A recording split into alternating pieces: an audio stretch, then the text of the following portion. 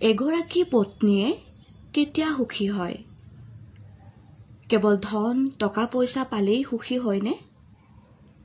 হয়, ধন টকা পইচাৰ প্ৰয়োজন মানুহৰ জীৱনত অধিক। কিন্তু এগৰাকী পত্নী তেতিয়াই সুখী হয় যেতিয়া সেইগৰাকী পত্নীয়ে নিজৰ স্বামীৰ পৰা মৰম, শ্ৰদ্ধা, সন্মান লগতে এষাৰ মাত সেই সকলোখিনি পায়।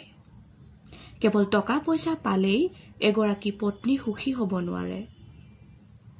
আৰু যদি আপুনি আপোনাৰ পত্নীক মৰম, শ্ৰদ্ধা, সন্মান, মিঠা মাতেৰে ৰাখিব পাৰিছে, তেতিয়াহ'লে জানি লওক আপোনাৰ পত্নীৰ দৰে সুখী কোনো নাই।